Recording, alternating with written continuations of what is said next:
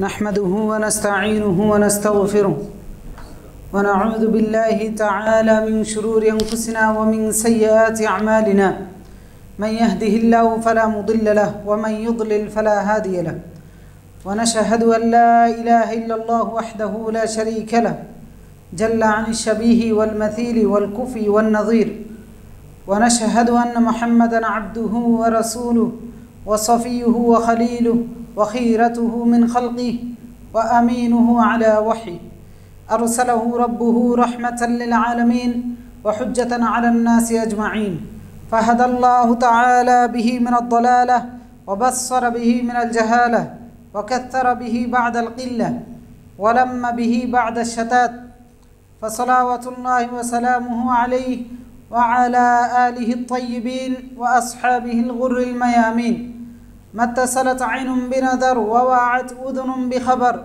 وسلم تسليما كثيرا أما بعد فيا عباد الله أوصيكم بنفسي وإياكم التقوى فإن الله عز وجل قال يا أيها الناس اتقوا ربكم الذي خلقكم من نفس واحدة وخلق منها زوجها وبث منهما رجالا كثيرا ونساء واتقوا الله الذي تساءلون به والأرحام إن الله كان عليكم رقيبا وقال تعالى يا أيها الذين آمنوا اتقوا الله حق تقاته ولا تموتن إلا وأنتم مسلمون وقال تعالى يا أيها الذين آمنوا اتقوا الله وقولوا قولا سديدا يصلح لكم أعمالكم ويغفر لكم ذنوبكم ومن يطع الله ورسوله فقد فاز فوزا عظيما সম্মানিত মুসল্লিয়ানে কেরাম, শুরুতে আমরা আল্লাহ তাআলার দরবারে কালিমাতু শুকর আদায় করে আলহামদুলিল্লাহ।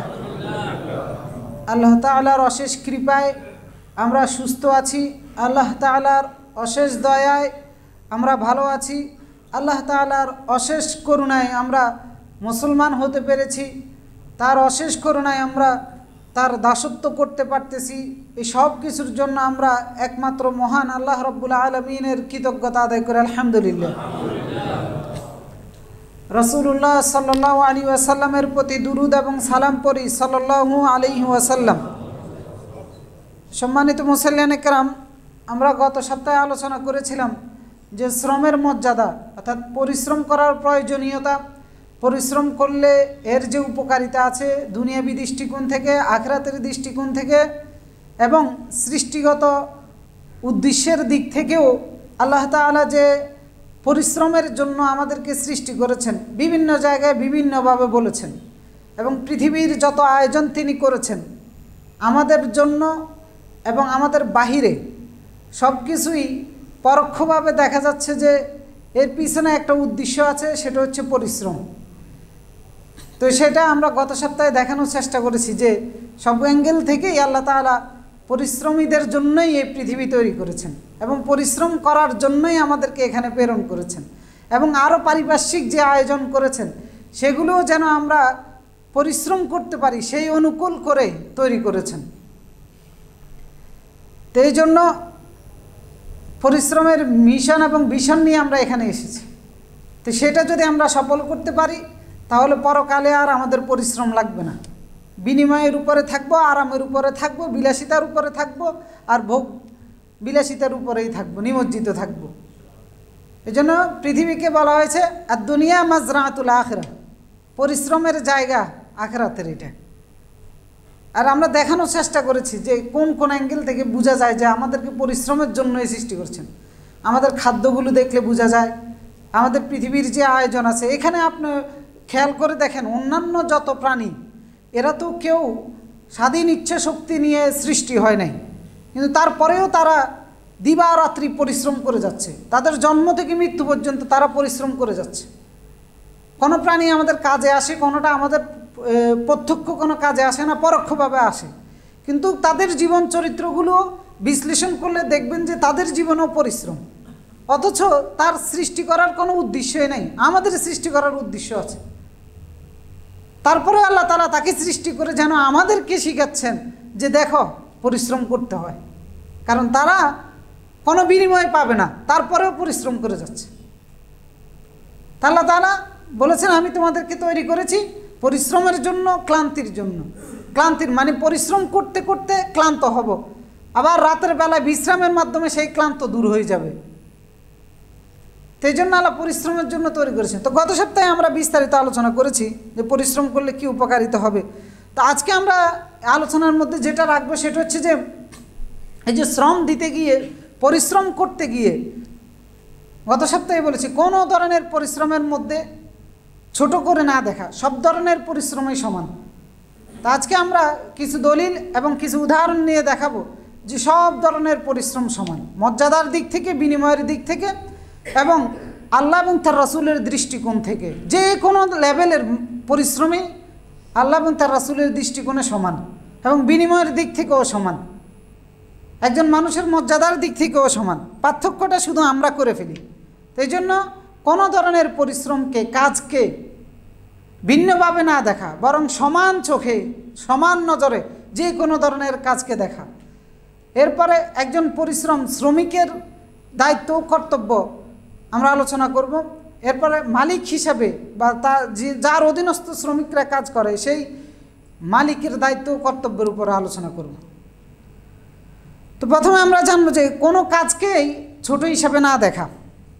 হোক শ্রমিক হিসাবে আমি যে কাজ করি সেই কাজটাকে আমি নিজেই নিম্ন কাজ হিসাবে মনে করব না, বরং এটাই আমার দায়িত্ব, এটার মধ্যেই আমি প্রশান্তি খুঁজবো, এটার মধ্যে আমি এই কাজটাকে এনজয় করব।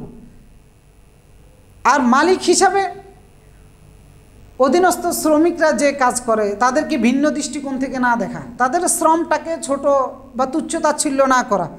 আর থার্ড পক্ষ হিসাবে যারা আমরা দর্শক শ্রেণীতে আছি তারাও কোনো কাজকে ছোট হিসাবে না দেখা, কারণ আল্লাহ এবং তার রাসূল সকল কাজকে সমানভাবে দেখেছেন, সকল কাজের মর্যাদা সমানভাবে দিয়েছেন, সকল কাজ আল্লাহ রব্বুল আলামিন নিজেই বন্টন করেছেন।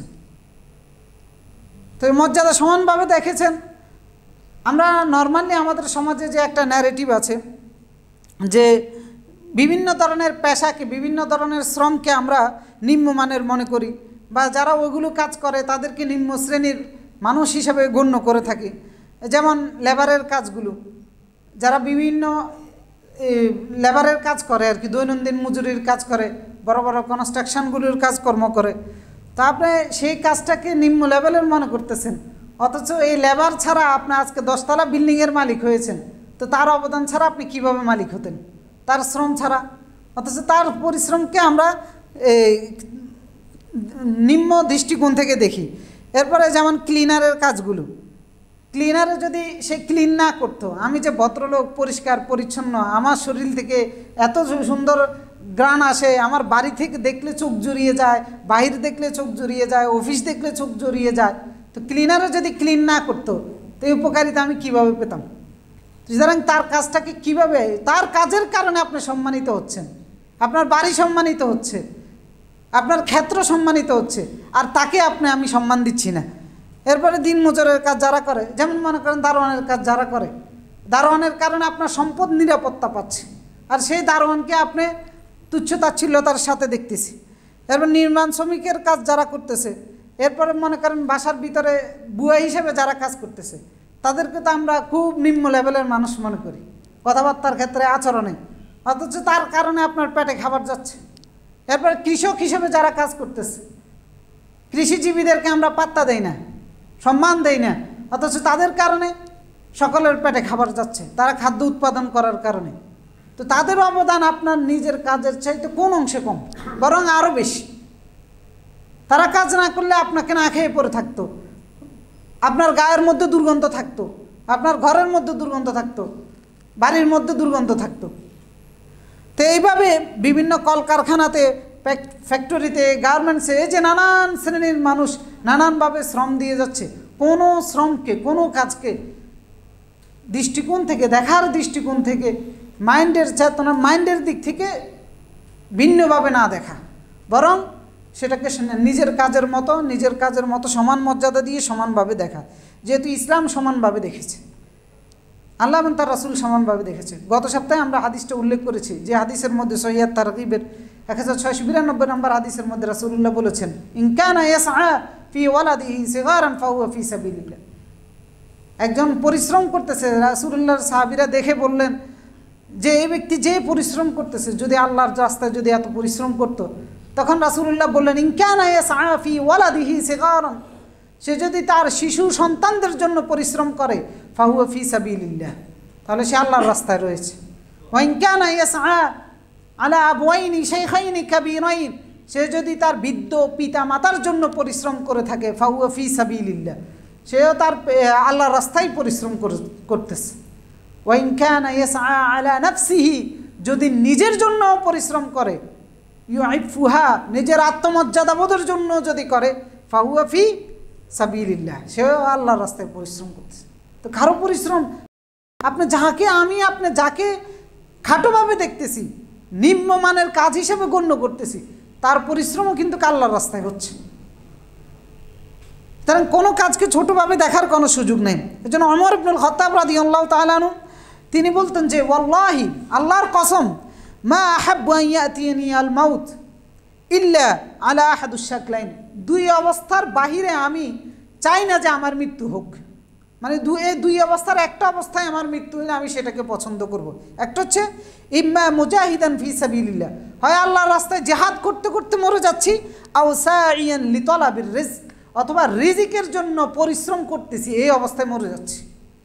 এই দুই অবস্থার বাইরে অন্য অবস্থায় মৃত্যুবরণ করা আমার কাছে প্রিয় নয়। মানে পরিশ্রম অবস্থায়, কারণ আল্লাহ বানিয়েছেন আমাকে পরিশ্রমের জন্য, রিজিক তালাশের জন্য আমি যে পরিশ্রম করব সেটাও আল্লাহর রাস্তা হিসেবে গণ্য হবে।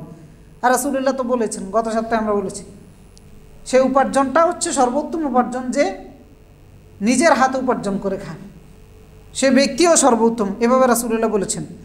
এরপর কোনো কাজকে ছোট হিসেবে আমরা দেখব না, কারণ হচ্ছে আপনি যেই কাজকে আমরা স্বাভাবিকভাবে নগণ্য কাজ হিসেবে গণ্য করি, এই কাজগুলো আমাদের পূর্ববর্তী সমস্ত নবী এবং রাসূলরা করেছেন, সমস্ত নবী এবং রাসূলরা এই কাজগুলোই করেছেন।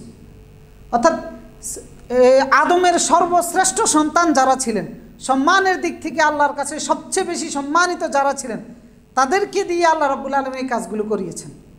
কারণ আব্দুল্লাহ ইবনে আব্বাস রাদিয়াল্লাহু তাআলা আনহু তিনি যে লিস্ট দিয়েছেন নবীদের পেশা, দায়িত্ব, কাজগুলোর ব্যাপারে, সেখানে তিনি বলেছেন যে আদম আলাইহিস সালাম কৃষি কাজ করতেন, মানে কৃষক ছিলেন। এরপরে নূহ আলাইহিস সালাম কাঠমিস্ত্রি ছিলেন। এরপরে ইদ্রিস আলাইহিস সালাম দর্জির কাজ করতেন, সেলাইয়ের কাজ করতেন। এরপরে সালেহ আলাইহিস সালাম ব্যবসায়ী ছিলেন। এরপর দাউদ আলাইহিস সালাম কামারের কাজ করতেন। এরপরে ইয়াকুব আলাইহিস সালাম পশু চারিয়েছেন, কৃষিকাজ করেছেন। ইব্রাহিম আলাইহিস সালাম, লূত আলাইহিস সালাম পশু চারিয়েছেন, কৃষিকাজ করেছেন। আমাদের প্রিয় নবী মুহাম্মদ সাল্লাল্লাহু আলাইহি ওয়াসাল্লাম তিনিও ব্যবসার কাজে কর্মচারী হিসেবে নিযুক্ত ছিলেন। এমনকি তিনি নিজে বলেছেন সহিহ বুখারীর 2262 নম্বর হাদিসে যে মা বাআসাল্লাহু নাবিয়্যান ইল্লা রাআল গানাম, আল্লাহ একজন নবীও প্রেরণ করে নাই যেই নবী পশু চারায় নাই। মানে সবাই রাখালগিরি করেছে, একজনও বাদ নাই। কে বলেছে এই কথা? রাসূল সাল্লাল্লাহু আলাইহি ওয়াসাল্লাম বলতেছেন। এরপরে সাহাবায়ে কেরাম রাসূলুল্লাহকে বললেন যে ওয়া আন্ত, মানে আপনিও কি এই কাজ করেছেন? তখন রাসূলুল্লাহ বললেন যে নাআম কুনতু আরআহা আলা কারারিত লি আহলি মক্কা, যে সামান্য কিছু বিনিময়, উজরা, পারিশ্রমিকের বিনিময়ে আমি মক্কাবাসীর পশু চারিয়েছি। রাসূলুল্লাহ তো পরিশ্রম, তো তাহলে আপনি একজন রাখালকে, আমরা একজন রাখালকে, একজন কৃষককে কটু দৃষ্টিকোণ থেকে দেখি, মনে করে যে না কী কাজ করতেছে। আর রাসূলুল্লাহ বলতেছেন আমি নিজেই করেছি, সামান্য একটু মূল্য দিয়েছি, ইহুদির বাগানে কর্মচারী হিসেবে কাজ করেছে। তো কোনো কাজেই খাটোভাবে নিম্ন লেভেলের মনে করার কোনো সুযোগ নেই। যদি সততার সাথে ওই কাজটা আমি করতে পারি তাহলে সেটাও আল্লাহর রাস্তার কাজ হিসেবে গণ্য হবে। নবী এবং রাসূলদের জীবনী থেকে এটা বোঝা যায়। আর আজকে যদি উন্নত বিশ্বগুলোর দিকে তাকিয়ে দেখেন, তারা কোনো কাজকে ছোট মনে করে না, সব কাজকেই সমানভাবে গুরুত্ব দিয়ে করার কারণেই জাতি হিসেবে, দেশ হিসেবে তারা উন্নত। এমনকি অনেক আমাদের দেশের লোক যারা এই কাজগুলোকে নিম্ন লেভেলের মনে করে, সেখানে গিয়ে সে ঠিক এই কাজগুলো করে। ইউরোপ আমেরিকাতে গিয়ে দেখেন ড্রাইভিং করতেছে, কোনো আপত্তি নেই। সেখানে হোটেলের বয় হিসেবে কাজ করতেছে, কোনো আপত্তি নেই। সেখানে ক্লিনারের কাজও করতেছে, কোনো আপত্তি নেই। দেশে আসলে মন মানসিকতা যেন কেমন হয়ে যায়। তো কোনো কাজকে একজন মুমিন হিসাবে, মুসলিম হিসাবে ছোটোভাবে দেখার কোনো সুযোগ নেই। আল্লাহ পরিশ্রমের জন্যই আমাদেরকে বানিয়েছেন। যদি সেভাবে আমরা করতে পারি তাহলে সেটার মধ্যে আমাদের জন্য কল্যাণ। এরপরে এখন মালিক হিসাবে বা আমার অধীনস্থ কর্মচারী যারা আছে, যারা আমার অধীনে পরিশ্রমের কাজ করে বা শ্রমিক হিসাবে কাজ করে, তাদের প্রতি যেহেতু শ্রমিক দিবস গিয়েছে, আমরা বলেছিলাম দিবস শুধু শ্রমিক নয়, মালিকেরও হওয়া প্রয়োজন আছে। তাই এখন আমরা যে বিষয়টা জানবো সেটা হচ্ছে যে একজন মালিক হিসাবে বা আমার অধীনস্থ কর্মচারীরা আছে, সেই কর্মচারীদের প্রতি আমার যে দায়িত্ব আছে, সে যে কর্তব্যটা আছে, সেই বিষয়গুলোর প্রতি খেয়াল রাখা। তো এক নম্বর হচ্ছে যে মালিক হিসাবে আপনি আপনার অধীনে যে কর্মচারীরা কাজ করে বা যাদেরকে আপনি কাজের সুযোগ তৈরি করে দিয়েছেন, এইটা অনেক বড় একটা নেক আমল। কারণ রাসূলুল্লাহ সাল্লাল্লাহু আলাইহি ওয়াসাল্লাম বলেছেন, রাসূলুল্লাহকে জিজ্ঞেস করা হয়েছিল, সহিহ বুখারীর 2518 নম্বর হাদিস, যে আইয়ুল আমালি আফদল, সর্বোত্তম কাজ কোনটা? রাসূলুল্লাহ তখন বললেন আল ঈমান বিল্লাহ, আল্লাহর প্রতি ঈমান। এরপরে বলেন ওয়াজিহাদু ফি সাবিলিহি, আল্লাহর রাস্তায় জিহাদ করা। এরপরে বললেন আর রিকাব, দাস মুক্ত করা। এরপরে যখন জিজ্ঞাসা করা হয়েছিল যে এরপরে সর্বোত্তম আমল কোনটা, তখন রাসূলুল্লাহ বলেন তুঈনু সানিআন আও তাসনা লি আখরাক, তোমার অধীনে যে কর্মচারী আছে তার কাজে সহযোগিতা করা আর উদ্যোক্তা হওয়া, মানে বেকার যারা আছে তাদের জন্য কর্মসংস্থান তৈরি করে দেওয়া, এটা সর্বোত্তম একটা নেক আমল। তো আপনার অধীনে 2 জন 4 জন 5 জন 500 100 200 লোক কাজ করতেছে, আপনার এই যে একটা কর্মসংস্থান উদ্যোক্তা হয়ে তৈরি করে দিয়েছেন, এইটা অনেক বড় নেক আমল হিসেবে গণ্য হচ্ছে আল্লাহ এবং তার রাসূলের দরবারে, এবং এর উপযুক্ত বিনিময়ে কিয়ামতের ময়দানে ফেরত পাবেন।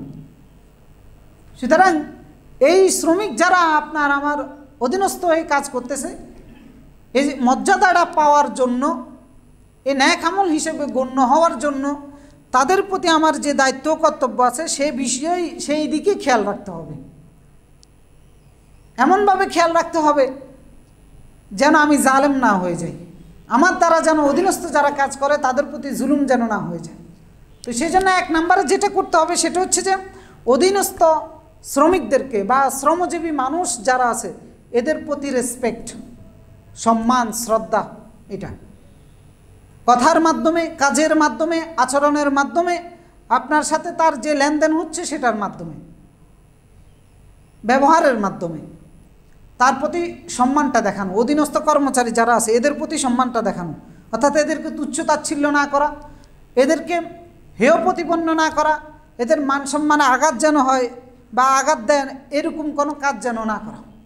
কারণ আল্লাহ রাব্বুল আলামিন বলেছেন সূরা হুজুরাতের 11 নম্বর আয়াতে যে ইয়া আইয়ুহাল্লাযীনা আমানু লা ইয়াসখার কওমুম মিন কওম, হে ইমানদাররা তোমাদের মধ্যে কোনো কওম, আপনি মালিক পক্ষ মানে আপনি একটা কওম, আর অপর পক্ষ হচ্ছে শ্রমিক, তারা আরেকটা কওম। আল্লাহ তাআলা বলতেছেন ইয়া আইয়ুহাল্লাযীনা আমানু লা ইয়াসখার কওমুম মিন কওম, তোমাদের মধ্যে কোনো কওমকে নিয়ে যেন ঠাট্টা তামাশা না করে, তুচ্ছ তাচ্ছিল্য যেন না করে। আসা আন ইয়াকুনু খায়রাম মিনহুম ওয়ালা নিসাউম মিন নিসাইন আসা আন ইয়াকুননা খায়রাম মিনহুন্না, এমনও হতে পারে যাকে নিয়ে তুমি তুচ্ছ করতেছো, তাচ্ছিল্য করতেছো, তার মর্যাদা আল্লাহর কাছে তোমার চাইতে উত্তম। আপনার অধীনস্থ শ্রমিক যে কাজ করে, যাকে নিয়ে আপনি হেয় করেন, তুচ্ছ করেন, যাকে পাত্তা দেন না, সম্মান দেন না, এমনও হতে পারে যে তার মর্যাদা আল্লাহর কাছে আপনার আমার চাইতে অনেক বেশি, অধীনস্থ ব্যক্তি বেশি হতে পারে, কারণ তার সততার কারণে, তার আমানতদারিতার কারণে, তার ঈমানের কারণে।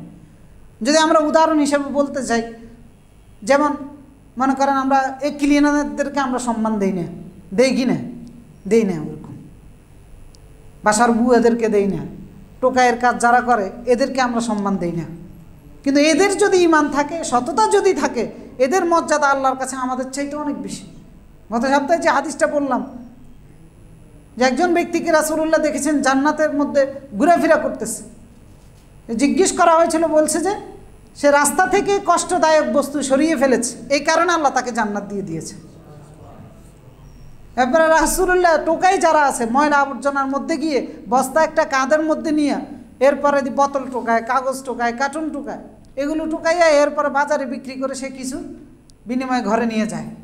এদেরকে কিন্তু আমরা সম্মানের চোখে দেখি না, রাসূলুল্লাহ সাল্লাল্লাহু আলাইহি ওয়াসাল্লাম সহিহ মুসলিমের 1914 নম্বর হাদিস, না সহিহ বুখারীর 1470 নম্বর হাদিস, রাসূলুল্লাহ বলতেছেন ওয়াল্লাযী নাফসি বিয়াদি, যে আল্লাহর হাতে আমার জীবন, সেই সত্তার কসম, লা আন ইয়াখুযা আহাদাকুম হাবলাহু ফায়াহতাতিবু আলা যাহরিহি, তোমার খায়রুম, ওই ব্যক্তি হচ্ছে তোমাদের মধ্যে সর্বোত্তম যে ব্যক্তি লাকড়ি কাটে আর সেই লাকড়িটাকে রশি দিয়ে বেঁধে পিঠের উপরে বোঝাই করে নিয়ে বাজারে বিক্রি করে। তো টোকাইরা তো এখন ওইটা লাকড়ির জায়গায় অন্য কিছু করে, একই জিনিস তো। রাসূলুল্লাহ বললেন এই ব্যক্তি সর্বোত্তম ব্যক্তি। সুতরাং আল্লাহ এবং তার রাসূল যে যে শ্রম করুক, মর্যাদা আল্লাহ এবং তার রাসূল সমানভাবে দিয়েছে। এখন দেখা যাচ্ছে যে আমি অনেক বড় স্যার, অনেক বড় পয়সাওয়ালা, অনেক বড় সম্মানিত লোক, গাড়ি দিয়ে চলতেছি, রাস্তা দিয়ে যাওয়ার সময় একজন টোকাইরে হয়তো মানে নজর অন্যভাবে দেখতেছি, দেখা যাচ্ছে যে আমার কর্মের কারণে আমি কোনো বিনিময় পাচ্ছি না, সে তার কর্মের কারণে কিন্তু পরকালে এগিয়ে যাচ্ছে। এই জন্য আল্লাহ তাআলা বলছেন লা ইয়াসখার কওমুন মিন কওম, কেউ কাউকে নিয়ে ঠাট্টা তামাশা করো না। আরেকটা উদাহরণ মনে করেন বাড়ির দারোয়ান আছে, ওইটা বাদ দিই, যেমন মনে করেন মসজিদের খাদেমরা আছে, এই যে মসজিদের খাদেমদেরকে এটা তো আমরা দেখি এখানে, সে কারণে বলতেছি অনেক মসজিদের খাদেমগুলোর ক্ষেত্রেও, যদিও আলহামদুলিল্লাহ আমাদের এখানে এরকমটা তেমন একটা হয় না, কারণ আমাদের এইখানে কমিটির পক্ষ থেকে একটা সম্মান আছে, কেউ কাউকে চাকর মনে করে না, ওরকম আচরণ হয় না। কিন্তু অনেকগুলো মসজিদে গেলে দেখা যায় যে খাদেমদের সাথে মনে হয় যেন চাকর হিসেবে রেখে দিয়েছে, এমন ব্যবহার করে বাড়ির দারোয়ানের সাথে। তাই এমনও তো হতে পারে আপনি আপনার কর্মের কারণে, আমি আমার কর্মের কারণে এগিয়ে যাচ্ছি না, সে তার কর্মের কারণে আল্লাহর কাছে এগিয়ে যাচ্ছে। কারণ এই মসজিদের খাদেমগিরি কে করেছেন? ইব্রাহিম আলাইহিস সালাম, ইসমাঈল আলাইহিস সালাম। আল্লাহ তাআলা সূরা বাকারার মধ্যে বলেছেন ওয়াইদিব তাআলা ইব্রাহিম রাব্বুহু বিকালিমাতিন ফাতাম্মাহুন্না, যাকে আল্লাহ জাতির লিডার বানিয়েছেন, মুসলিম জাতির পিতা বানিয়েছেন, আল্লাহ তাআলা তাকে দায়িত্ব দিয়েছেন মসজিদের খাদেমগিরি করার জন্য। ওয়াইদিব তাআলা ইব্রাহিম রাব্বুহু বিকালিমাতিন ফাতাম্মাহুন্না, আমি ঠিক করেছি ইব্রাহিমকে কিছু বিষয়ে পরীক্ষা করব, সে পরীক্ষাগুলোতে পাশ করেছে। ক্বালা ইন্নী জাঈলুকা লিন-নাসি ইমামা, গোটা মানব জাতির জন্য আমি তোমাকে লিডার বানাবো। ক্বালা ওয়া মিন যুররিয়্যাতি, ক্বালা লা ইয়ানালু আহদিজ যালিমিন, ইব্রাহিম আলাইহিস সালাম বললেন আমার বংশধরদের থেকে, আল্লাহ তাআলা বললেন তোমার বংশধরের মধ্যে যারা জালেম হবে তাদের জন্য এই প্রতিশ্রুতি প্রযোজ্য হবে না। এরপর বললেন ওয়াইদ জাআলনাল বাইতা মাসাবাতাল লিন-নাস ওয়া আমনা ওয়াত্তাখিযু মিন মাকাম ইব্রাহিম মুসাল্লা ওয়া আহিদনা ইলা ইব্রাহিম ওয়া ইসমাঈল আন তাহহিরা বাইতি, কি ইব্রাহিম এবং ইসমাঈলের কাছ থেকে আমি প্রতিশ্রুতি নিয়েছি, সেই প্রতিশ্রুতি হচ্ছে আন তাহহিরা বাইতি, তোমরা উভয় জনে আমার ঘরটাকে পরিষ্কার পরিচ্ছন্ন রাখবা। লিত্তাইফিন ওয়াল আকিফিন ওয়ার রুকআইস সুজুদ, তাওয়াফকারীদের জন্য, ইতিকাফকারীদের জন্য, রুকুকারীদের জন্য এটাকে পরিষ্কার পরিচ্ছন্ন করে রাখবা, ঝাড়ু দিবে। এখন এই দায়িত্ব ইব্রাহিম আলাইহিস সালাম পালন করেছেন, তার মর্যাদা কোথায়? এখন তার কাজ যদি আরেকজনে করে তার মর্যাদা কোথায়? আর তাদেরকে নিয়ে আমরা ঠাট্টা করি বা তামাশা করি বা তাদেরকে আমরা খাটোভাবে দেখি। এখন এই জন্য তাদেরকে তুচ্ছতাচ্ছিল্য না করা। এমনও তো হতে পারে সে তার কর্মের কারণে এগিয়ে যাচ্ছে, আল্লাহর কাছে অনেক উত্তম, আমি সেই উত্তমদের অন্তর্ভুক্ত হতে পারিনি। লা ইয়াসখার কওমুন মিন কওম, কেউ কাউকে নিয়ে ঠাট্টা করো না। এটা যে কোনো ক্ষেত্র হতে পারে। মনে করেন একজন ব্যবসায়ী, ক্ষুদ্র ব্যবসায়ী যারা আছে আর রাস্তাঘাটে যারা ব্যবসা বাণিজ্য করে, চা বিক্রি করতেছে, মুড়ি বিক্রি করতেছে, ঝালমুড়ি বিক্রি করে, ফুচকা বিক্রি করে, রাস্তায় দাঁড়িয়ে এখানে বাদাম বিক্রি করে, চানাচুর বিক্রি করে, এরকম ছোটোখাটো ব্যবসায়ীগুলো আছে না, এদেরকে দেখা যায় যে আমরা উঠতে যাইতে হাঁটতে তুচ্ছতাচ্ছিল্য করে আচার ব্যবহারগুলো করি। বড় বড় গাড়ি ফাঁকি আমরা যাই আর তাদেরকে দেখলে আমরা হেয় প্রতিপন্ন করি। এমনও তো হতে পারে আপনি আপনার বিশাল কোটি কোটি টাকার ব্যবসা বাণিজ্য দিয়ে জাহান্নামে যাচ্ছেন আর সে তার ক্ষুদ্র ব্যবসাটা দিয়ে জান্নাতে চলে যাচ্ছে। কারণ রাসূলুল্লাহ সাল্লাল্লাহু আলাইহি ওয়াসাল্লাম বলেছেন আত-তাজিরু আস-সুদুক আল-আমিন মা'আন নাবিয়্যিন ওয়াশ-শুহাদা ওয়াস-সিদ্দিকিন, যে সৎ এবং বিশ্বস্ত ব্যবসায়ী কিয়ামতের ময়দানে কাদের সাথে থাকবে? নবীদের সাথে থাকবে, শহীদদের সাথে থাকবে, সিদ্দিক যারা, সত্যবাদী যারা, তাদের সাথে থাকবে।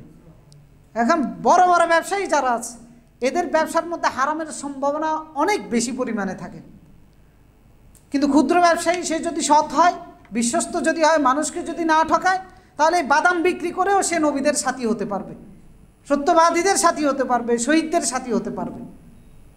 তরকারি বিক্রি করা হয়তো ভ্যান গাড়িতে,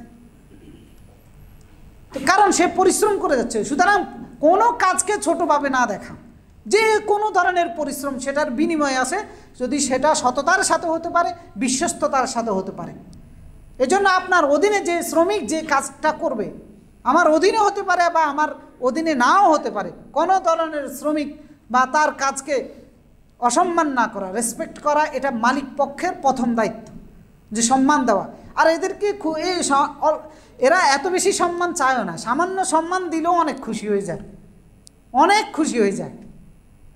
কারণ এদের প্রাপ্তির জায়গাটা অনেক ক্ষুদ্র, যার কারণে অল্পতেই অনেক খুশি হয়। একবার ঢাকার থেকে আমরা আমাদের ফেনীতে যাচ্ছিলাম, গাড়িটা থামছে কুমিল্লার এক জায়গায়। তো সেখানে চা খেতে গিয়ে এক চায়ের দোকানদার একটা চা দিয়েছে, দেওয়ার পরে টাকা অবশ্যই মাঝখানের রাস্তা হোটেলগুলো একটু বেশিই নেয়। তো বেশি নেওয়ার পরেও আমি চাটা হাতে নেওয়ার সাথে সাথে বললাম যে জাযাকাল্লাহ খাইর, হাতে দেওয়ার সাথে সাথে। তো সে বলতেছে ভাই কি বললেন? তা আমি বললাম যে জাযাকাল্লাহ খাইর। সে এত সুন্দর একটা হাসি দিয়েছে আর এত খুশি হয়ে বলতেছে ভাই কেউ তো আমাদেরকে এরকম বলে না, মানে আল্লাহ তোমাকে উপযুক্ত বিনিময় দান করুন।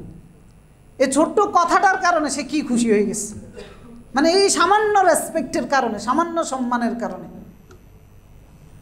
তা আমাদের প্রথম দায়িত্ব হচ্ছে সম্মানটা দেওয়া, প্রথম দায়িত্ব হচ্ছে সম্মানটা করা। যে যে পেশার কাজ করুক তাকে সম্মান দেওয়া, কারণ সে আমার খাচ্ছে না, সে তার স্বহস্তে পরিশ্রম করে হালাল উপায়ে উপার্জন করে খাচ্ছে, আর এটার কারণে তার মর্যাদা আল্লাহর কাছে বাড়তেছে। সে সম্মানটা দেওয়া। 2 দিন আগে দেখেছি একজন মুড়ি বিক্রেতা, আগে কাজ করত, টাকা দিত না, পরে এখন কয়েক হাজার টাকা হাওলাত করে মুড়ি বিক্রি করে। সে কথা বলে 4 বার, আলহামদুলিল্লাহ পরে 10 বার, মানে সে বলতে চায় আলহামদুলিল্লাহ আলহামদুলিল্লাহ এত ভালো আছে। মানে তার এই যে তার কৃতজ্ঞতা, এটার কারণে তার মর্যাদা কোথায় যাচ্ছে। আর দেখা যায় যে আমরা বড় বড় যারা আছি তারা অহংকারী হয়ে যায়, আর এরা হয় বিনয়ী আল্লাহর কাছে। যদি এভাবে হতে পারে, সুতরাং এদেরকে সম্মান দেওয়া, এদেরকে রেসপেক্ট করা। মালিকের প্রথম দায়িত্ব হচ্ছে অধীনস্থ কর্মচারী যারা আছে তাকে সম্মানটা করা। তো এই সম্মানটা যদি করতে পারি, তাহলে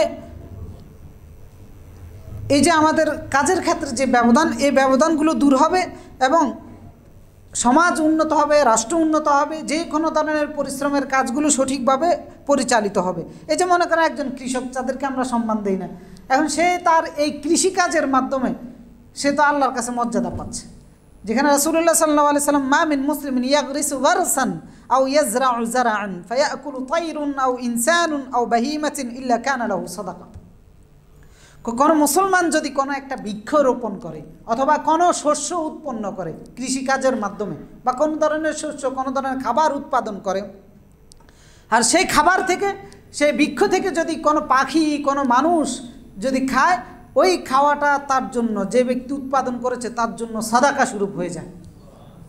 একজন কৃষককে আল্লাহ রাসূল মর্যাদা দিয়েছেন, আল্লাহ তাআলা মর্যাদা দিয়েছেন, তার কাজকে সম্মান দিয়েছেন, আর আমরা সম্মান দিই না। তার প্রতিটা শ্রম, প্রতিটা ঘামের বিনিময়ে যা উৎপন্ন হচ্ছে, প্রত্যেকটা উৎপন্ন প্রোডাক্টের জন্য সে সাদাকার সওয়াব পাচ্ছে।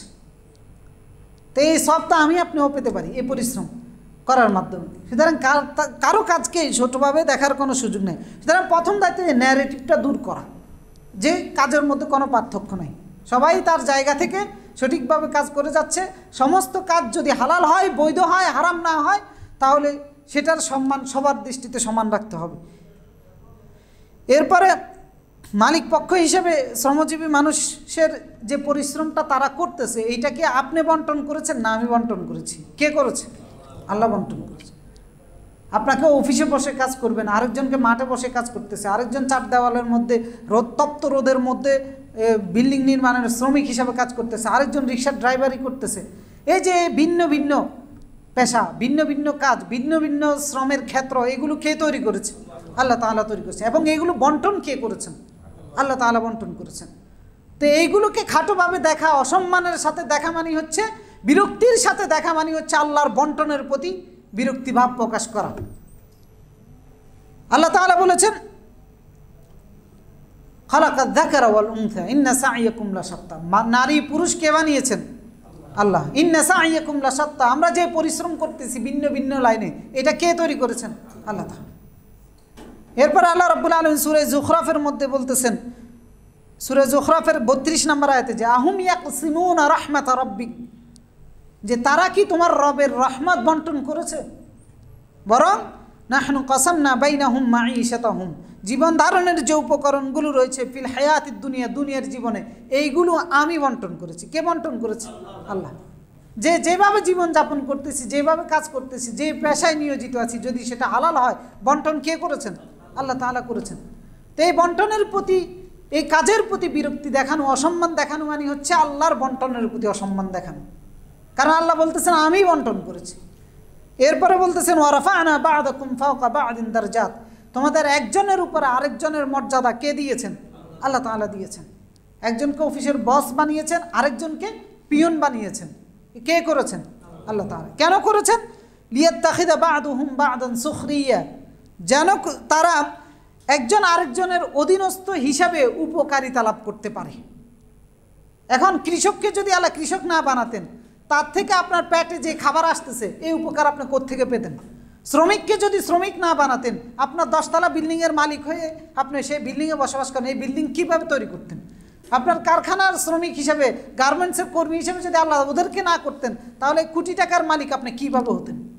আল্লাহ তাআলা বলতেছেন লিয়াত্তাখিযা বা'দুহুম বা'দান সুখরিয়া, একজন আরেকজনকে অধীনস্থ করে যেন একজন আরেকজনের দ্বারা উপকৃত হতে পারে, এই জন্য আমি এটা করেছি।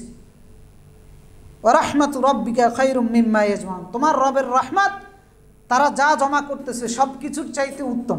দিন শেষে শ্রমিক হোক মালিক হোক, আমি কিন্তু আমারটা জমা করতেছি আমার খাতায়, আপনি আপনারটা জমা করতেছেন। তা আল্লাহর কাছে কিন্তু জমা হচ্ছে, শ্রমিকেরটাও জমা হচ্ছে, মালিকেরটাও জমা হচ্ছে। আমি যখন আল্লাহর আদেশের ভিত্তিতে যত নিম্ন কাজে হোক জমা হয়ে যাচ্ছে আল্লাহর কাছে। তো দিন শেষে মালিক তারটা জমা করতেছে, শ্রমিক শ্রমিকেরটা জমা করতেছে। সুতরাং খেয়াল রাখতে হবে এইটা, যে মালিক হিসাবে আমি যেন আল্লাহর কাছে যেটা জমা হচ্ছে এটা যেন আমার দুর্ভাগ্যের কারণ না হয়, আর শ্রমিককে খেয়াল রাখতে হবে আমিও যেটা জমা করতেছি সেটাও যেন দুর্ভাগ্যের কারণ না হয়। কারণ আল্লাহ রাব্বুল আলামিন সূরা ফুরকানের 20 নম্বর আয়াতে বলেছেন ওয়া জাআলনা বা'দুকুম লিবা'দিন ফিতনা, তোমাদের একজনকে আরেকজনের পরীক্ষা স্বরূপ বানিয়েছি। মানে আমার জন্য আপনি পরীক্ষা স্বরূপ, আপনার জন্য আমি পরীক্ষা স্বরূপ, মালিকের জন্য শ্রমিক পরীক্ষা স্বরূপ, শ্রমিকের জন্য মালিক পরীক্ষা স্বরূপ। শ্রমিককে দিয়ে মালিককে পরীক্ষা করা হচ্ছে, শ্রমিকের অধিকার সঠিকভাবে দেন কিনা, আর মালিককে দিয়ে শ্রমিককে পরীক্ষা করা হচ্ছে যে তুমি শ্রমিক হিসাবে তার কাজকর্ম, তার দায়িত্ব সঠিকভাবে পালন করো কিনা। তো যেহেতু দুনিয়া পরীক্ষার ক্ষেত্র, পরিশ্রমের ক্ষেত্র, প্রত্যেকের পরিশ্রমের মাধ্যমে পরকালের পুঁজি সংগ্রহ করতেছে। সুতরাং রেসপেক্টটা করতে হবে, যেহেতু আল্লাহ তাআলা বন্টন করেছেন, তার কর্মটা আল্লাহ বন্টন করেছেন, তাকে আপনার অফিসের বয় হিসেবে আল্লাহ তাআলাই পাঠিয়েছেন। সুতরাং তার প্রতি আপনার যে দায়িত্ব সেটা সঠিকভাবে করা, তাকে সম্মান দেওয়া, তার কাজকে ছোটোভাবে না দেওয়া দেখা। এরপরে থাকা খাওয়ার ক্ষেত্রে অধীনস্থ শ্রমিক যারা আছে এদেরকে সেই সুযোগটা ভালোভাবে দেওয়া, তাদের সাথে ভালো ব্যবহার করা, অধীনস্থ হওয়ার কারণে অনাধিকার চর্চা না করা। অনাধিকার চর্চা মানে হচ্ছে তাকে যে কাজের জন্য রেখেছেন এর বাইরে অন্য কাজ না করানো। হ্যাঁ, যদি বিনিময় দিয়ে থাকেন, সে যদি খুশি থাকে তাহলে করাতে পারেন, অর্থাৎ তাকে দিয়ে অতিরিক্ত কাজ না করা, তিরস্কার না করা, গালিগালাজ না করা, খারাপ ব্যবহারগুলো না করা। যেহেতু রাসূলুল্লাহ সাল্লাল্লাহু আলাইহি সাল্লাম সহিহ বুখারীর 30 নম্বর এবং সহিহ মুসলিমের 1661 নম্বর হাদিস, রাসূলুল্লাহ সাল্লাল্লাহু আলাইহি সাল্লামের সাহাবী মা'রুর রাদিয়াল্লাহু তাআলা আনহু তিনি বলতেছেন লাকাদ লাকিতু আবু যার বির রাবাজা, রাবাজা নামক একটা জায়গায় আমি আবু যার রাদিয়াল্লাহু তাআলা আনহুর সাথে দেখা হলো। ওয়া আলাইহি হুল্লাতুন ওয়া আলা গুলামিহি হুল্লা, ওনার গায়ের উপরেও চাদর ছিল, ওনার যে শ্রমিক ছিল, যে সহকারী বা ওনার অধীনস্থ যে দাস ছিল তার গায়েও এক এক ধরনের কাপড় ছিল। ফাসাআলতুহু আন যালিক, তখন আমি আবু যার রাদিয়াল্লাহু তাআলা আনহুকে জিজ্ঞেস করলাম ব্যাপারটা, যে মালিকেরও যে পোশাক শ্রমিকেরও এক পোশাক, বিষয়টা কি? তো আবু যার রাদিয়াল্লাহু তাআলা আনহু তখন জবাব দিলেন ইন্নী সাবাবতু রাজুলান ফাআয়্যারতু বিউম্মিহি, আমি আমার অধীনস্থ একজন ব্যক্তিকে, কর্মচারীকে একবার গালিগালাজ করেছি, গালমন্দ করেছি, এবং তার মায়ের ব্যাপারেও আমি কটু মন্তব্য করেছি, যেটা আমরা করে থাকি। চাকর বাকর কর্মচারী যারা আছে এদের সাথে দেখা যায় যে তুচ্ছতাচ্ছিল্য করে ব্যবহারও করি, আবার তাদের বাপ মা তুলেও কথাবার্তা বলি। তা আবু যার রাদিয়াল্লাহু তাআলা বলতেছে এইরকম একটা অন্যায় আমার দ্বারা হয়েছে। তো রাসূলুল্লাহ যখন দেখলেন তখন তিনি আমাকে বললেন, ইয়া আবা যার আ'আইয়ারতা বিউম্মিহি ইন্নাকা মরউন ফিকা জাহিলিয়াহ, তুমি তার মাকে ধরে কটু মন্তব্য করেছো, তোমার মধ্যে তো আইয়ামে জাহিলিয়াতের বদ অভ্যাস তোমার মধ্যে রয়েছে। এটা জাহিলি যুগের আচরণ, অধীনস্থ কর্মচারীকে গালিগালাজ করা এবং তার মাকে তুলে কথাবার্তা বলা। এরপর আবু যার রাদিয়াল্লাহু তাআলা আনহু বলতেছেন, এরপর রাসূলুল্লাহ ঘোষণা দিয়ে বলতেছেন যে ইখওয়ানুকুম খাওয়ালুকুম জাআলাহুল্লাহু তাহতা আইদিকুম, তোমাদের যাদের অধীনস্থ দাস দাসী রয়েছে তারা তোমাদের ভাই, যাদের অধীনস্থ কর্মচারী রয়েছে তারা তোমাদের ভাই। জাআলাল্লাহু তাহতা আইদিকুম, আল্লাহ তাআলা তাদেরকে তোমাদের অধীনস্থ করে দিয়েছেন। ফামান কানা আখুহু তাহতা ইয়াদিহি ফালইউতইমহু মিম্মা ইয়াকুল, অতএব যার অধীনস্থ কর্মচারী আছে, শ্রমিক আছে, কোনো ভাই তার অধীনস্থ কাজ করে, তার দায়িত্ব হচ্ছে ফালইউতইমহু মিম্মা ইয়াকুল, সে যে মানের খাবার খায় তাকে ওই মানের খাবার খাওয়ানো। ওয়ালিয়ালবিসহু মিম্মা ইয়ালবিস, সে যেমন পোশাক পরে তাকেও ওই মানের পোশাক পরানো। ওয়ালা তুকাল্লিফুহুম মা ইয়াগলিবুহুম, তাদের উপর এমন কাজ চাপিয়ে দিবে না যেটা সে করতে পারবে না। ফাইন কাল্লাফতুমুহুম ফাঈনুহুম, যদি তাদের উপর কোনো কাজ চাপিয়ে দাও তবে তোমাদের দায়িত্ব হচ্ছে তাদেরকে সাহায্য সহযোগিতা করা। সুতরাং অধীনস্থের সাথে এই ব্যবহারগুলো নিশ্চিত করতে হবে। অতিরিক্ত কাজ করানো যাবে না, যে কাজ করাবেন সেই কাজের ক্ষেত্রে তাকে সহযোগিতা করা, এটা উত্তম নেক আমল। তুঈনু সানিআনা ওয়া তাসনা লি আখরাক, অধীনস্থ কর্মচারী যারা আছে তাদেরকে সহযোগিতা করা আর উদ্যোক্তা হওয়া রাসূলুল্লাহ বলেন সর্বোত্তম আমলের অন্তর্ভুক্ত। তো অধীনস্থ যারা আছে এদের সাথে ব্যবহার ভালো করা, এদের কাজের ক্ষেত্রে সহযোগিতা করা, খারাপ আচরণ না করা, গালিগালাজ না করা, তুচ্ছতাচ্ছিল্য না করা, খাবারের ক্ষেত্রে পোশাকের ক্ষেত্রে সমান সুযোগ সুবিধাগুলো দেওয়া। আপনার সামর্থ্য যেটা আছে ওইটা। অনেক দারোয়ানরা আছে, মাঝে মধ্যে আমরা অনেকের সাথে কথা বলি, বাড়ির মালিকরা তাদের সাথে এত খারাপ ব্যবহার করে, সে থাকার জায়গা যেটা খালি পড়ে আছে, দেখা যায় যে তারা একবারে ছোট্ট কামরা একটার মধ্যে হাত পা চোখ কোনো কিছু নাড়াইতেও পারে না, কোনো একটা জানালাও দেয় না যে একটু বাতাস ঢুকবে, এরপরে 2 সেকেন্ড 5 মিনিট বিশ্রামও নিতে দেয় না, সারাক্ষণ শুধু ধমকের উপরেই রাখে। এটা চিত্র এক জায়গার কথা বললাম, কিন্তু আরও অন্যান্য সকল ক্ষেত্রে হতে পারে। তো এটার নাম ইসলাম নয়, এটার নাম ভালো মুসলমান নয়। মালিক হিসাবে অধীনস্থ যারা আছে এদের সাথে সর্বোত্তম ভালো আচরণ, সর্বোত্তম ভালো ব্যবহারটা করার চেষ্টা করতে হবে, এটা মালিকের দায়িত্ব শ্রমজীবী। এরপরে শ্রমিকদের প্রতি মালিক পক্ষের একটা দায়িত্ব হচ্ছে শ্রমিককে তার শ্রমের বিনিময়টা যথাযথ সময় সম্মানের সাথে দিয়ে দেওয়া, যথাযথ সময়। কারণ রাসূলুল্লাহ সাল্লাল্লাহু আলাইহি সাল্লামের বিখ্যাত হাদিস আবু হুরায়রা থেকে আমরা সবাই জানি, 1995 নম্বর হাদিস, যে আতুল আজির আজরাহু ক্বাবলা আন ইয়াজুব্বা আরকাহু, যে শ্রমিককে তার শ্রমের বিনিময় ঘাম শুকানোর আগে দিয়ে দাও। সে এর মানে এই না যে সে ঘামাইলে দিতে হবে, ঘামাইতেও পারে নাও পারে, কিন্তু বোঝানো হচ্ছে যে আপনি তার বিনিময়টা কত দ্রুত দিবেন এবং কতটা গুরুত্বের সাথে দিবেন। শ্রমিককে তার প্রাপ্য মজুরি যথাসময় যথাযথভাবে তাকে বুঝিয়ে দেওয়া। এরপরে সহিহ বুখারীর মধ্যে রাসূলুল্লাহ সাল্লাল্লাহু আলাইহি ওয়াসাল্লাম বলতেছেন 2227 নম্বর হাদিস, যে আল্লাহ রাসূল বলতেছেন, আল্লাহ তাআলা বলতেছেন হাদিসে কুদসি, যে কিয়ামতের ময়দানে আল্লাহ বলতেছেন যে আমি নিজে বাদী হয়ে মামলা দায়ের করব 3 শ্রেণীর মানুষের জন্য। মানে আল্লাহ নিজে বাদী হবে, বিচারক নিজেই বাদী হবেন। 3 শ্রেণীর মানুষের জন্য আল্লাহ তাআলা বলতেছেন তিনি মামলা দায়ের করবেন। 1 নম্বর হচ্ছে রাজুলুন আতা বিহি থুম্মা গাদারা, যে আমার নাম বিক্রি করে, মানে যে আমার নামে ওয়াদা করে এরপরে প্রতারণা করে, মানে আল্লাহরে বেশি খেয়ে ফেলে আর কি। এরকম অনেক মানুষ আছে না, আল্লাহর নামে ওয়াদা করে করে করে নিজের স্বার্থ হাসিল করে, প্রতারণা করে, মানুষকে ধোঁকা দেয়। তো এইরকম ব্যক্তির জন্য আল্লাহ নিজে মামলা দায়ের করবেন। এরপর দ্বিতীয় শ্রেণী ওয়ারাজুলুন বা হুররান ফাআকালা সামানাহু, দ্বিতীয় শ্রেণী হচ্ছে ওই ব্যক্তিরা যারা স্বাধীন মানুষদেরকে বিক্রি করে দেয়, এরপরে সেই মূল্য খেয়ে ফেলে। এখন তো দাস দাসী নাই, এখন কারা এরা? যারা আদম ব্যাপারী করে, বিভিন্ন দেশে শ্রমিক পাঠায়, এরপরে তাদের কোনো খোঁজ খবরে রাখে না। বিভিন্ন দেশে যে শ্রমিক পাঠায়, লেবার পাঠায়, এরপরে তার কি কাজ করতেছে, কারণ এটার সংখ্যাটা অনেক বেশি। সৌদি আরব, মালয়েশিয়া, বিভিন্ন দেশে আমাদের দেশের শ্রমিকরা যায়, এদের থেকে লক্ষ লক্ষ টাকা হাতিয়ে নেয়, এরপরে তাদের খোঁজ খবর রাখে না। এবং কি ইউরোপের মধ্যে পাঠানোর জন্য 20 লক্ষ 30 লক্ষ, এরপর ভূমধ্য সাগরে মরে থাকে, আবার জিম্মি করেও এদের থেকে টাকা নেয়, অর্থাৎ স্বাধীন মানুষকে দাসে পরিণত করে দেয়। তো এদের বিরুদ্ধে মামলা দায়ের করবেন কে? আল্লাহ তাআলা। এরপরে তৃতীয় শ্রেণী হচ্ছে ওয়ারাজুলুন ইস্তাজারা আজিরান ফাস্তাওফা মিনহু সুম্মা ওয়া লাম ইউতি আজরাহু।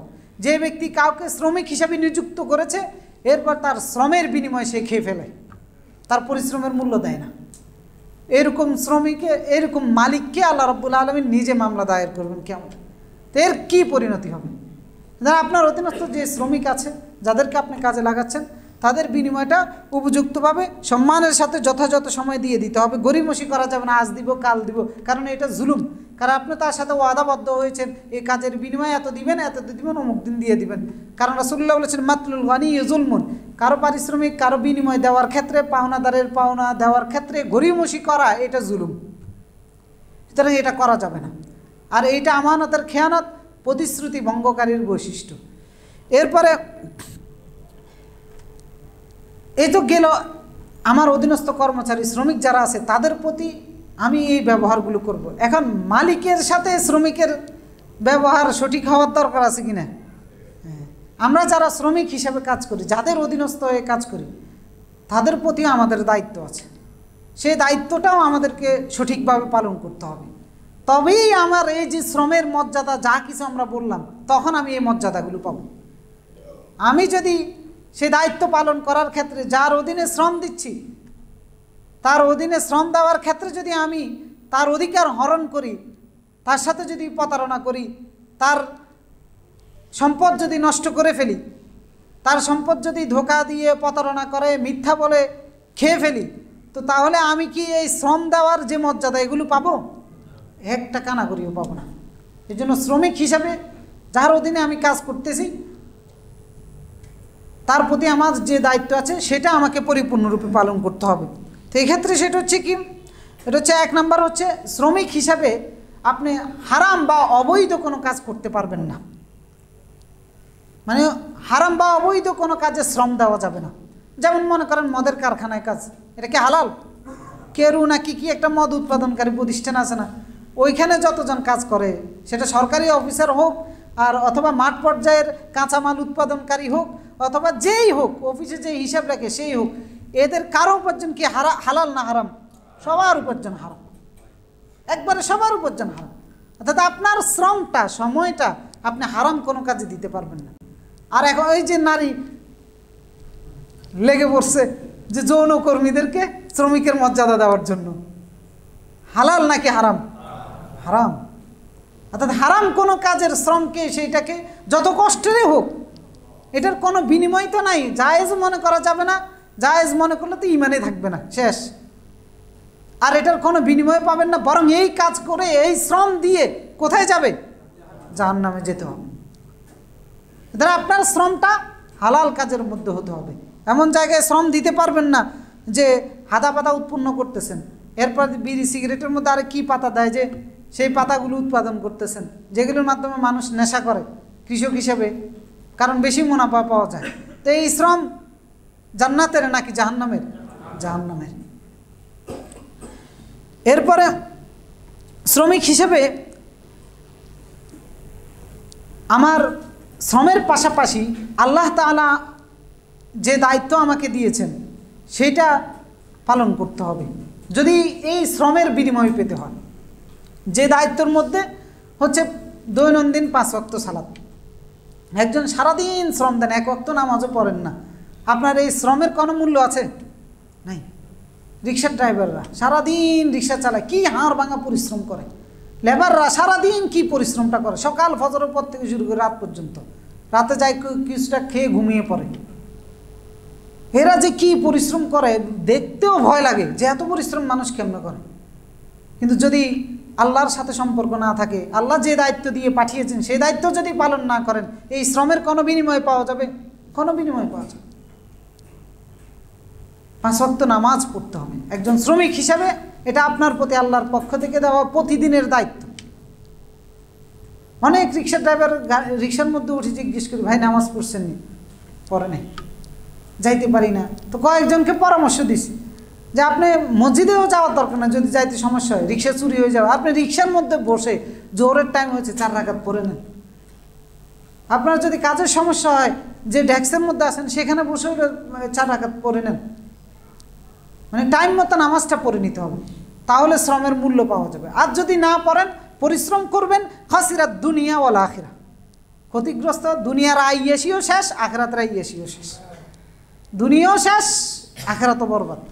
সুতরাং পরিশ্রমের পাশাপাশি আল্লাহর পক্ষ থেকে যে দায়িত্ব, অন্তত পক্ষে 5 ওয়াক্ত নামাজ জামাতের সাথে টাইম মতো পড়তে হবে। জামাতের সাথে যদি আপনার কাজের কারণে নাও পারেন, অন্তত পক্ষে কাজা যেন না হয়, 5 ওয়াক্ত টাইম মতো নামাজটা পড়ে নিতে হবে। কারণ আল্লাহ তাআলা আল্লাহ রাসূলকে বলেছেন, ইয়া ইবনে আদম তাফাররাগ লিইবাদাতি আমলা সাদরাক, হে বনি আদমের সন্তানরা, আমার দাসত্ব করার জন্য সময় বের করে নিতে হবে। অর্থাৎ কাজের ফাঁকে ফাঁকে যে 5 ওয়াক্ত নামাজ আছে, ওই 5 ওয়াক্ত নামাজ আদায় করার জন্য সময় বের করে নিতে হবে।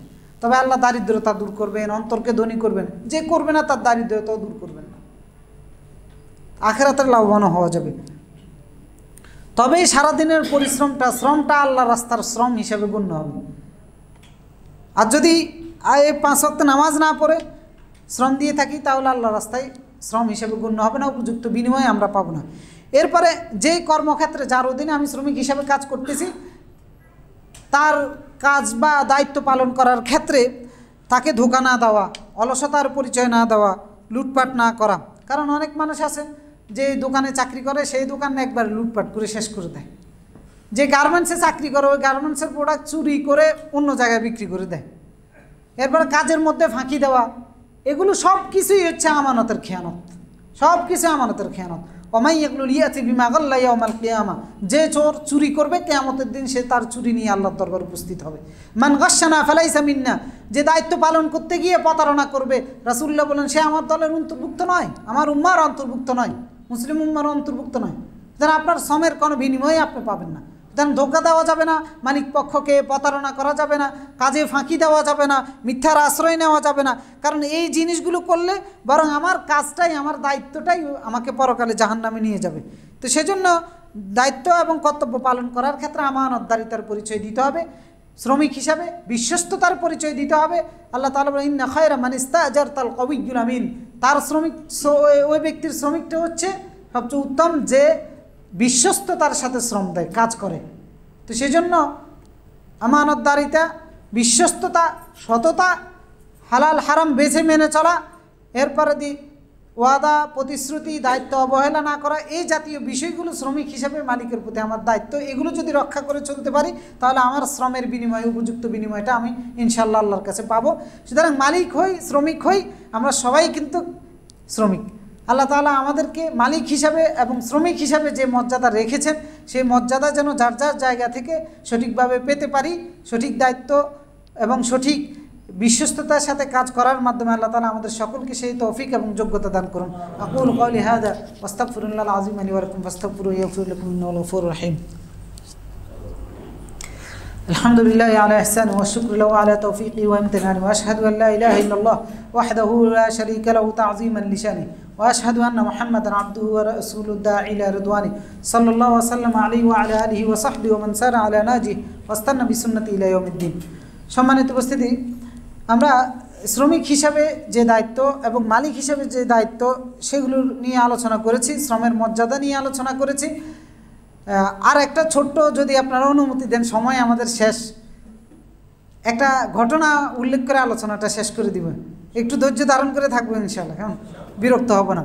ঘটনাটা হচ্ছে এই যে আমরা যারা একটু দান বাক্সগুলো চালিয়ে দিন উপরে, যারা আমরা বিভিন্ন অফিস আদালতে বা সরকারের শ্রমিক হিসাবে কাজ করি, বিভিন্ন অফিস আদালতে চাকরি করতেছি, ডিউটি পালন করতেছি, বিভিন্ন পদ পদবি, অধিদপ্তরে, মন্ত্রণালয়, সরকারি বিভিন্ন দায়িত্ব আমরা বিভিন্ন জায়গায় পালন করতেছি।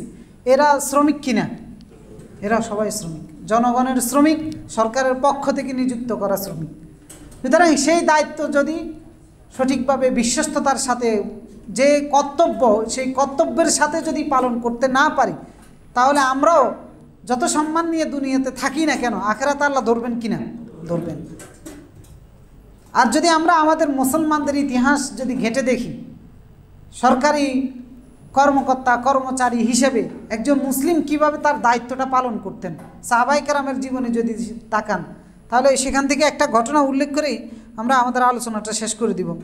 ওমর ইবনুল খাত্তাব রাদিয়াল্লাহু তাআলা আনহু শাসন আমলে তিনি যখন রাষ্ট্রের প্রধান, তখন তিনি আমের ইবনে সাঈদ ইবনে আমের আল জামাহি রাদিয়াল্লাহু তাআলা আনহুকে ডেকেছেন। ডেকে তাকে বললেন যে তোমাকে আমি হিমসের গভর্নর নিযুক্ত করব। মানে সিরিয়ার একটা প্রদেশের নাম ছিল হিমস, যে সেখানের গভর্নর হিসেবে নিযুক্ত করব। তখন তিনি বললেন যে আল্লাহর দোহাই দিয়ে বলতেছি আপনি আমাকে এই ফিতনার মধ্যে ফেলে দিয়েন না। তখন ওমর রাদিয়াল্লাহু তাআলা গরম হয়ে বললেন যে সবাই আমার কাঁধের উপরে দায়িত্ব ফেলে দিয়ে আর নিজেরা রিল্যাক্সে থাকবা, এটা তো হয় না। তখন তিনি তাকে হিমসের গভর্নর হিসেবে নিযুক্ত করলেন। নিযুক্ত করার পরে এই যে প্রজাতন্ত্রে সরকারের কর্মচারী শ্রমিক হিসেবে আপনার দায়িত্ব কীভাবে আপনি পালন করতেছেন আর তারা কীভাবে করেছে, তারাও মুসলমান ছিল, আমরাও মুসলমান হিসেবে নিজেদেরকে দাবি করি, তাদের চরিত্র কোথায় আর আমাদের চরিত্র কোথায়?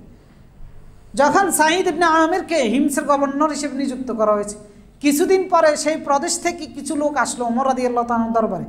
আসার পর ওমর রাদিয়াল্লাহু তাআলা তাদের সাথে কথা বললেন। কথা বলে বললেন যে উক্তুবু লি আসমা ফুকারাকুম হাত্তা আসুদ্দা হাজাতাহুম, তোমাদের মধ্যে যারা দারিদ্র আছে তাদের একটা লিস্ট আমাকে দাও, যাতে করে আমি তাদের প্রয়োজনটা পূরণ করতে পারি। এরপরে ওই যে প্রতিনিধি দল আসছিল তারা একটা লিস্ট তৈরি করলো। লিস্ট তৈরি করে ওমর রাদিয়াল্লাহু তাআলার দরবারে ওনার হাতে ধরিয়ে দিলেন। তো তিনি লিস্টটা পড়তেছেন, অমুক অমুক অমুক। এক পর্যায়ে পড়তে পড়তে গিয়ে দেখেন যে ওই লিস্টের মধ্যে লেখা আছে সাঈদ ইবনে আমের। তো তিনি জিজ্ঞেস করলেন যে সাঈদ ইবনে আমের কে? এরপর লোকজন, ওই প্রদেশের লোকেরা বলতেছে যে আমি রুনা ইয়া আমিরুল মুমিনিন, যা আমাদের প্রদেশের গভর্নর যিনি উনি হচ্ছেন সাঈদ ইবনে আমের। তো ওনার নাম কেন তোমরা ফুকারার মধ্যে লিস্ট বা তোমাদের দারিদ্র যারা আছে তাদের মধ্যে তার নামটা কেন অ্যাড করেছো? তখন ওই প্রদেশের লোকজন বলতেছে যে ইন্নাহু লা ইয়ামুররু আলাইহি আলাইয়াম, দিনের আত্ময়াল, দীর্ঘদিন দিনের পর দিন চলে যায়। ওয়ালা ইউকিদু ফি বাইতিহি নারান, ওনার বাড়িতে কোনো আগুন জ্বলে না, দিনের পর দিন চলে যায়। এত দারিদ্র উনি যে ওনার বাড়িতে কোনো আগুন জ্বলে না। ফাবাকা ওমর হাত্তা বালালাত দুমুআহু লিহিয়াতাহু, এই কথা শুনে ওমর রাদিয়াল্লাহু তাআলা কাঁদতে লাগলেন আর চোখের পানি ওনার দাড়ি দিয়ে বেয়ে বেয়ে পড়তে লাগলো। মানে যিনি গভর্নর উনি হচ্ছেন ওই দেশের সবচেয়ে বড় দরিদ্র মানুষ। দিনের পর দিন যায়, ওনার বাসায় রান্নাবান্না হয় না দারিদ্রতার কারণে। এর আরও কিছুদিন যাওয়ার পরে ওমর রাদিয়াল্লাহু তাআলা নিজে গেলেন হিমসে। যাওয়ার পরে সেখানের মানুষদেরকে জিজ্ঞেস করতেছে যে কাইফা ওয়াজাদতুম আমিরাকুম, যে তোমরা তোমাদের প্রদেশের আমির কীরকম পেয়েছো? তো তখন লোকজন বলতেছে যে নাম আল আমির ইয়া আমর ইন্নাহুম শাকাও ইলাইহি থালাথান মিন আফআলিহি। লোকজন তখন তার নামে 3টে অভিযোগ করেছে। তো প্রথম অভিযোগ ছিল এটা যে তিনি দিনের বেলায় অনেক দেরি করে অফিসে আসেন, অনেক দেরি করে আসেন। তখন ওমর রাদিয়াল্লাহু তাআলা যখন অভিযোগ দিয়েছে, ওমর রাদিয়াল্লাহু তাআলা ঘাবড়ে গিয়ে তিনি আল্লাহর কাছে দোয়া করতেছেন যে আল্লাহ সাঈদ ইবনে আমেরের ব্যাপারে আমাকে হতাশ করিও না, মানে এমন অভিযোগ যেন না হয় যেটার কারণে লজ্জিত হতে হয়। এরপর মানুষ প্রথম অভিযোগটা দিয়েছে যে তিনি অফিসে আসেন অনেক দেরি করে দিনের বেলা। ওনাকে ডাকা হলো, জিজ্ঞেস করা হলো কেন এমনটা হয়। তখন তিনি বলতেছে আমি মনে করেছিলাম বিষয়টা বলবো না, কিন্তু এখন বলতে বাধ্য হচ্ছি, কারণ আমার পরিবারে আমার ঘরে কোনো খাদেম নাই। সকালবেলা ঘুম থেকে উঠে আটা দিয়ে খামির আমাকে তৈরি করতে হয়, সেই খামির তৈরি করে রুটি বানিয়ে এরপর আমার পরিবারের লোকজনের জন্য রেখে আসতে হয়, আমি নিজে সেই কাজটা করতে হয়, এই কারণে অফিস আসতে আমার একটু দেরি হয়েছে। এরকম ছিলেন আমাদের শাসক। এরপর দ্বিতীয় অভিযোগটা জিজ্ঞেস করা হয়েছে। দ্বিতীয় অভিযোগটা তিনি বলতেছেন যে ইন্নাহু লা ইউজিবু আহাদাম বিলাইলিন, রাতের বেলায় কেউ ওনার কাছে প্রয়োজন নিয়ে আসলে তিনি সাড়া দেন না। এবং ওনাকে জিজ্ঞেস করা হয়েছে, আর তখন তিনি বললেন জাআলতুন নাহারা লাহুম, আমি দিনটাকে বানিয়েছি তাদের জন্য, ওয়াল্লাইলা ওয়ালি রব্বি আল্লাইল, আমার রাতটা রেখেছি আমার আল্লাহর জন্য, কে কারণ রাতের বেলায় তাদেরকে কোনো সাড়া দেই না। তৃতীয় অভিযোগ কি, উনি যখন মাজলিসে বসেন মাঝে মধ্যে তিনি বেহুশ হয়ে পড়ে যান, তখন ওনার মাজলিস থেকে হুঁশ আস্তে আস্তে অনেকে চলে যায়। ওনাকে যখন জিজ্ঞেস করা হলো তো এমনটা কেন হয়, তখন তিনি বললেন যে এই সাঈদ ইবনে আমের বলতেছেন যে শাহিদতু মাসরা খুবাইব ইবনে আদি ওয়া আনা মুশরিকুন ওয়া রাআইতু কুরাইশান তাকতাউ জাসাদাহু ওয়া হিয়া তাকুল। আমি মক্কায় যখন মুশরিক ছিলাম তখন আমি খুবাইব ইবনে আদিকে মক্কার মুশরিকরা যখন নির্যাতন করেছিল আমি সেই ঘটনাটা প্রত্যক্ষ করেছি।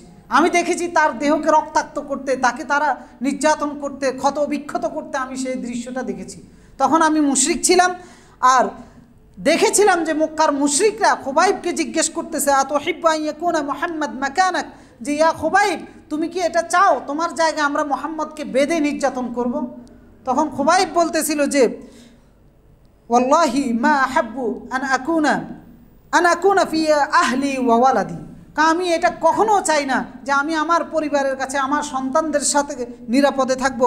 ওয়ান্না মুহাম্মাদান তাশুকুহু শাওকাতান, মুহাম্মদ একটা কাঁটা বিদ্ধ হবে আমি এটাও কামনা করি না। কই দৃশ্যটা আমি দেখেছি খুবাইবকে নির্যাতন করতেছিল, কই দৃশ্যের সময় আমি বেহুশ হয়ে যাই। ওই দৃশ্যটা যখন আমার মনে হয় আর আমি ভাবতে থাকি ওই সময় আমি খুবাইবকে কোনো সাহায্য করতে পারি নাই, আল্লাহ এর জন্য আমাকে ক্ষমা করবে কিনা এই ভয়ে আমি বেহুশ হয়ে যাই মাজলিসে যখন বসি। তো তিনটা অভিযোগ দিয়েছি, তিনটা অভিযোগ। এরপর ওমর রাদিয়াল্লাহু তাআলা আনহু বলতেছেন আলহামদুলিল্লাহ ইল্লাযী লাম ইয়াখিব যান্নি ফিকা, আল্লাহ শুকরিয়া যে আল্লাহ তোমার ব্যাপারে আমাকে হতাশ করে নাই। তো এটা ছিল মুসলিম প্রজাতন্ত্রের কর্মচারীদের, শ্রমিকদের মন মানসিকতা, তাদের দায়িত্ববোধ, তাদের কর্তব্যবোধ এবং তাদের মধ্যে যে চেতনা, তাদের মধ্যে যে আমানতদারিতা, তাদের মধ্যে যে আল্লাহর কাছে জবাবদিহি করতে হবে এই মন মানসিকতা। আর এখন আমরা নিজেকে শ্রমিক হিসেবে, অথচ আমরা কেউ যদি এরকম দায়িত্বে বসি তখন মনে হয় যেন লাইসেন্স দিয়ে দেওয়া হয়েছে লুটপাট করার, মানুষের উপরে জুলুম করার। আমরা এরকম মন মানসিকতা দিই, তো সেটা মুসলমানের চরিত্র নয়। শ্রমিক সবাই শ্রমিক, যার যার জায়গা থেকে সঠিকভাবে দায়িত্বটা পালন করা, এই বিষয়গুলো বুঝে প্রত্যেকের যে জায়গা থেকে শ্রম দিচ্ছি সেই শ্রমটা যেন সঠিকভাবে দায়িত্ববোধের সাথে জবাবদিহি করতে হবে আল্লাহর কাছে, এই মন মানসিকতার ভিতরে ভিত্তিতে করতে পারে। আল্লাহ তাআলা আমাদের সকলকে সেই তৌফিক, সেই ঈমান, সেই যোগ্যতা দান করুন।